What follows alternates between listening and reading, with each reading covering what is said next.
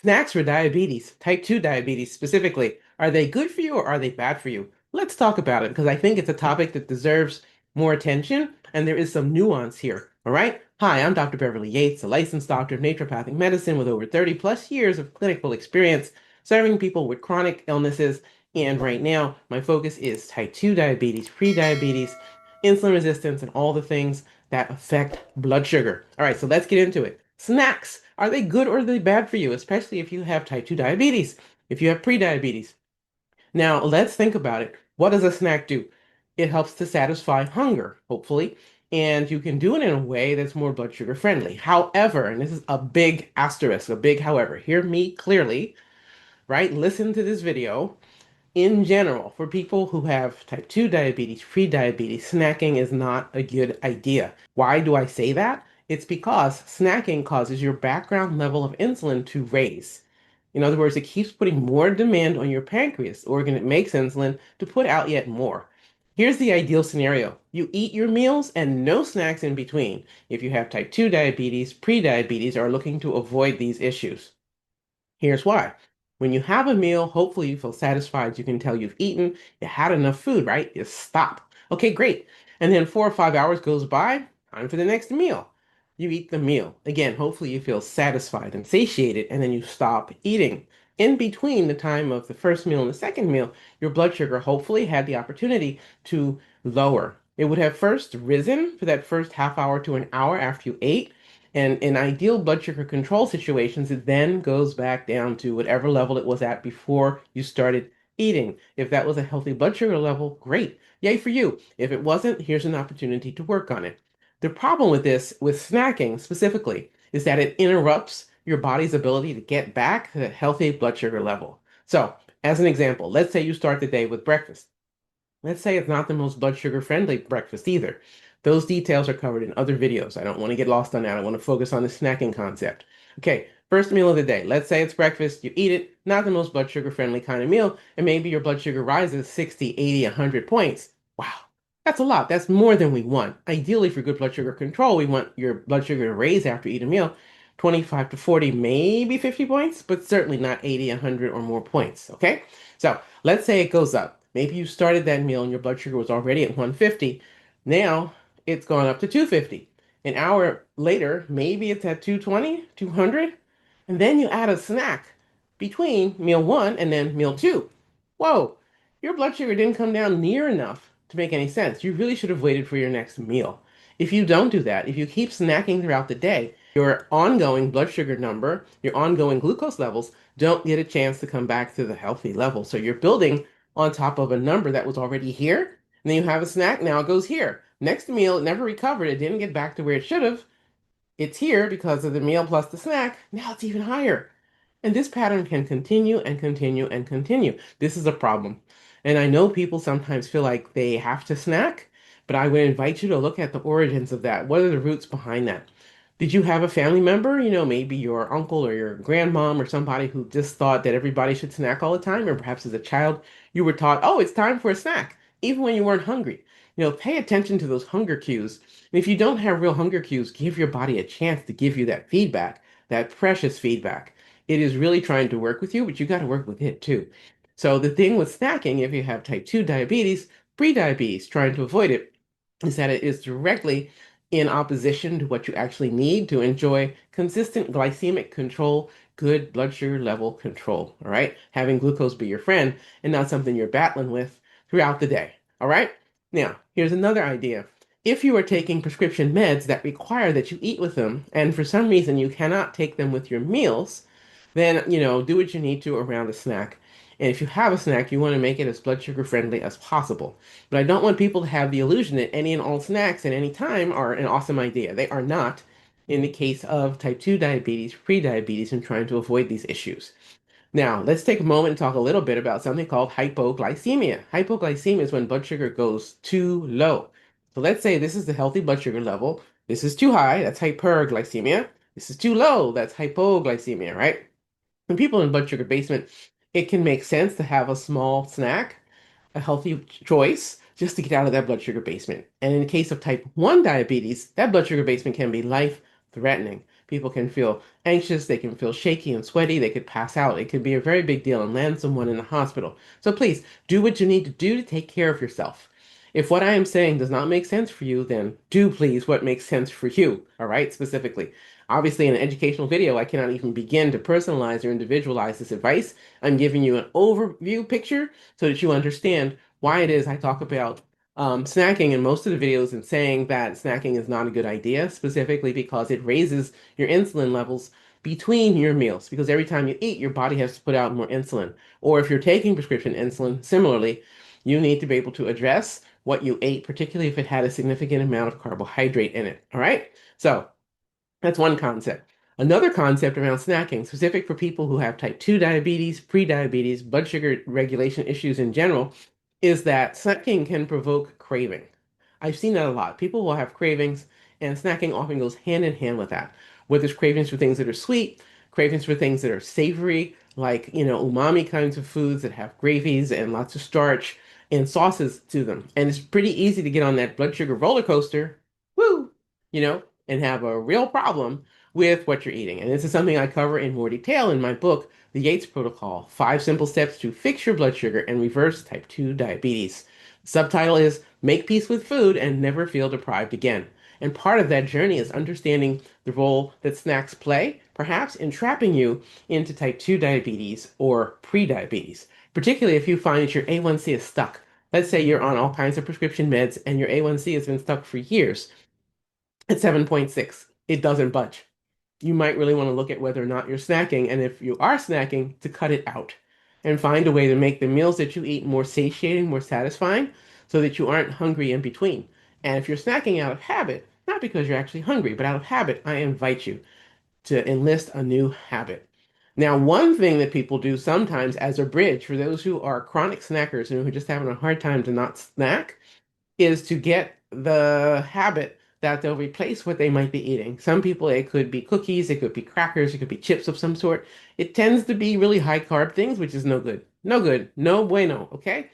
So instead, have things out that are low in fuel that are still satisfying. So if you're a person who enjoys things that are crispy and crunchy, you know, have out already washed, rinsed, prepped, ready to go carrots, celery, cucumber slices. Low fuel, as in low calorie, plenty of crunch, lots of nutrients for you, and a much better option than the chips, the cookies, the cupcakes, the other things that people tend to eat and get into trouble with snacking. All right.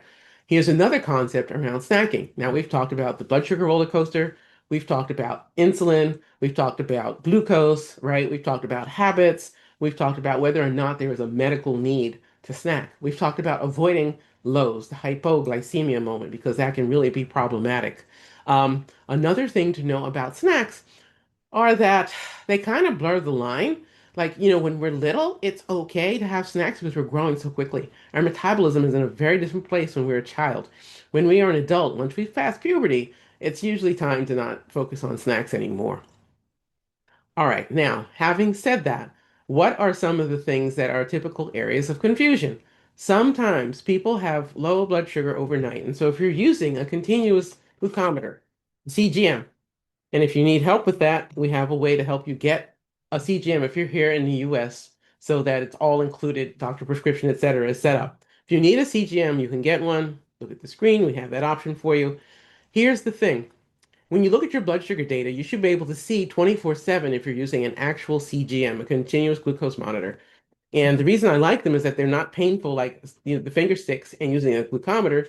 On the other side of that, you get that overnight data. And you might find that during the night, your blood sugar goes too low, right? You might have hypoglycemia in the middle of the night.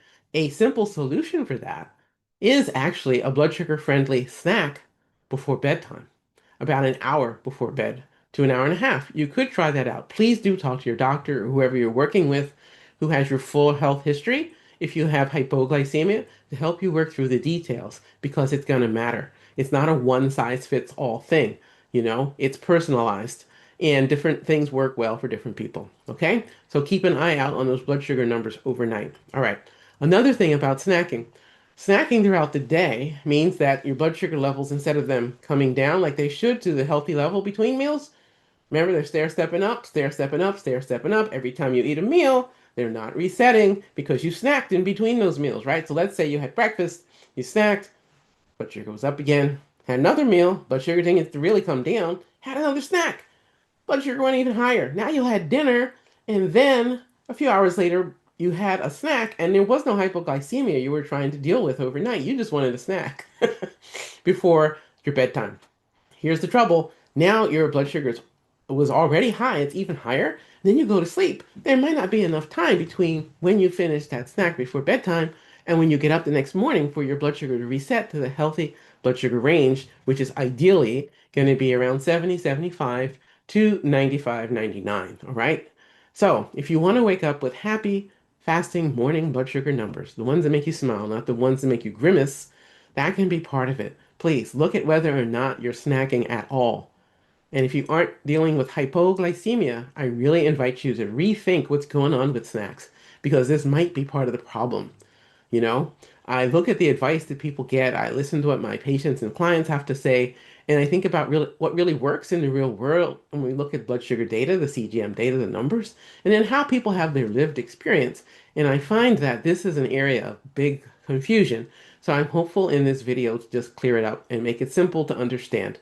Please feel free to share the video, give it a like, turn those notifications on, and subscribe to the channel for more useful, helpful, specific tips so you have a better idea of what's going on. If you have someone in your life who has diabetes, I hope that this also serves to educate you. Please feel free to share it with others who could benefit from this information. This way we can reach as many people as possible and help this with this info. Thank you so much for being a part of the team. Okay, another consideration around snacks is portions. I've noticed that when people make it a habit to snack, they are often also people who struggle with portions. In other words, they kind of feel a bit like a bottomless pit. They go to eat something and then they just want to keep eating and keep eating and keep eating. Snacking tends to reinforce that. Here's in part why. And again, it's not the whole answer, but it's part of it. We're going to talk about the reward cycle in the brain and dopamine. When we eat something, we get a reward, a sense of pleasure. Our body's like, oh, wow, we're going to live. Nice, we got calories. Yay. So with snacks, you're just reinforcing that. And it's in a way that's going to pin you and make it more likely that you're going to want to do that again. And so, again, I'm saying if snacking is really not necessary for you, and you know you have type 2 diabetes, you have prediabetes, or you have a family history, or you would just like to avoid this is a simple way, something that is really within your control to address it. So, to be clear, snacking raises those insulin levels in between meals. And if this is an issue overnight, it means that when you wake up, not only is your fasting morning blood sugar number too high, your fasting insulin number is also going to be too high. That's a great lab test to have to go and check and see what your fasting insulin numbers look like. Okay? They absolutely should be 9 or lower, ideally like around, say, 5. That would be super. I know that the reference ranges on lab tests show that as being higher, but I think if you really want to be able to get out of trouble, you want them under 10. So 9 or lower for fasting insulin. All right. And so that would be a lab test that could be drawn in the morning, just like your fasting glucose number. You could get your fasting insulin tested to find out where are you at? What's your background level of insulin from overnight when you're asleep? And therefore you aren't eating. That's why we call it a fasting number. Okay. So I hope that's clear. Please leave in your comments any questions you have, future topics you'd like me to cover, things like that, because this video could have easily been about 3 or 4 hours, but no one's got that kind of attention, all right? So we're going to chunk the information up to make it understandable and clear about what can work for you. And if there's things going on, help you identify what's working against your own healthy blood sugar needs. All right, so remember, here in this community, we have two key sayings. Self-care is not selfish, and this healing journey is about progress, not perfection. Please take great care of yourself. Make sure that your self-care has you on your own to-do list. And I'll see you in the next video. Bye. Are you ready to take the guesswork out of blood sugar control and discover how to turn your metabolism into your superpower? I'd like to gift you my free guide to the Yates protocol. It comes with a blood sugar tracker and a meal plan template you can personalize for both plant-based eating and omnivore eating. Getting your copy is simple. Just scan the QR code you see right here. Or if you prefer typing it in, go to this link, https://drbeverlyyates.com/guide, GUIDE, DE-reverse, REVERSE-TYPE-2 diabetes naturally. It's free and it's designed to help you start making changes that really work. The link is available below this video.